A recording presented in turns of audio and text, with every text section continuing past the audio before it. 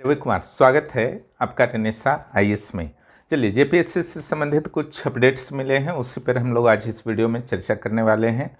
Video को शुरू करने से पहले आपको एक जानकारी देनी थी कि झारखंड का करंट अफेयर्स मेरे द्वारा उपलब्ध कराया जा रहा है और रेगुलर उपलब्ध कराया जा रहा है। पहले मैंने फर्स्ट फेज में पुराने करंट अफेयर्स को उपलब्ध कराने का प्रयास मैं कर रहा हूं, क्योंकि झारखंड के सारे एग्जाम्स की प्रवृत्ति रही है कि पुराने करंट अफेयर्स को अक्सर पूछ दिए जाते हैं, यहाँ तक कि डाटा भी पूछ दिए जाते हैं। इसलिए पहले जो है आपका पूरे करंट अफेयर्स को मैंने प्रदान करने का फैसला लिया है। उसके बाद आपके नए करंट अफेयर्स रेगुलर मिलते रहेंगे, ताकि आपको किसी भी तरह की पत्रिका पढ़ने की आवश्यकता नहीं हो।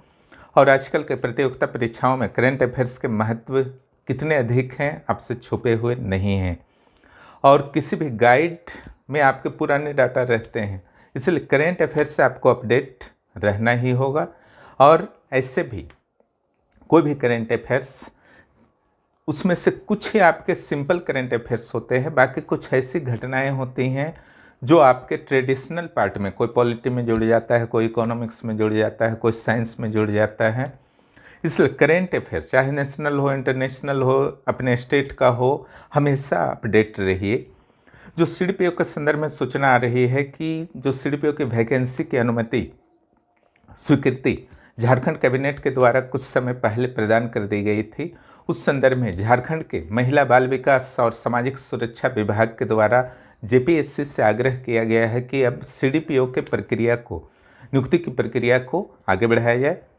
ऐसे तो जो फर्स्ट राउंड में आपके वैकेंसी आए थे, जिसे आयोग के द्वारा वापस ले लिया गया था, उसमें 64 वैकेंसीज थे, लेकिन इसमें सीट्स 100 तक जाने की पूरी संभावना है।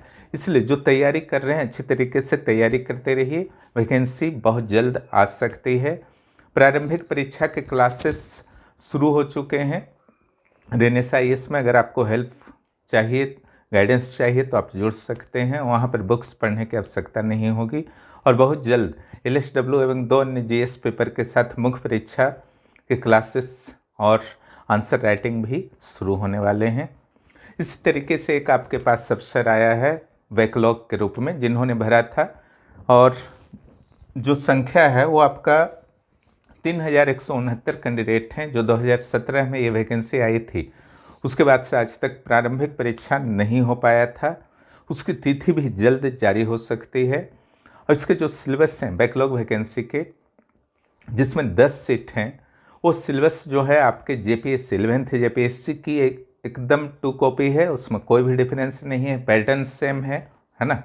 सीडीपीओ में भी जैसे आपके 3 चरण हैं पैटर्न के, यहाँ पर भी आपके 3 चरण हैं सिविल सेवा की तरह। सीडीपीओ के सिलेबस थोड़े से तो अलग हैं, है ना, लेकिन इसके सिलेबस जो है 11th जेपीएससी के सिलेबस के एकदम सेम है। अगर आप 11th जेपीएससी की तैयारी कर रहे हैं तो उसकी भी तैयारी कर सकते हैं।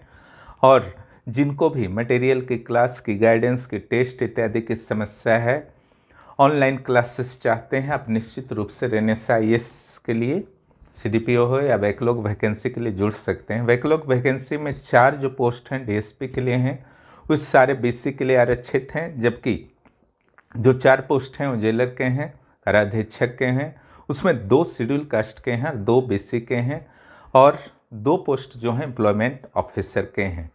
चूँकि 3169 सीट्स टोटल हैं, कैंडिडेट्स टोटल हैं, उसमें से लगभग 150-60 का कॉल जो है मुख्य परीक्षा के लिए होगा। तो कैंडिडेट्स की भी संख्या कम है, अगर सीट्स कम है तो जो भी भरे हैं पॉजिटिव होकर के तैयारी कीजिए। इन्हीं मुद्दों पर आज वीडियो में बात करनी थी।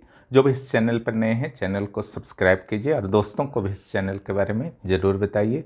और झारखंड करंट अफेयर्स का जो मटेरियल दिया जा रहा है उसका भरपूर लाभ उठाइए। फिर मिलते हैं अगले वीडियो में। वीडियो देखने के लिए बहुत बहुत धन्यवाद।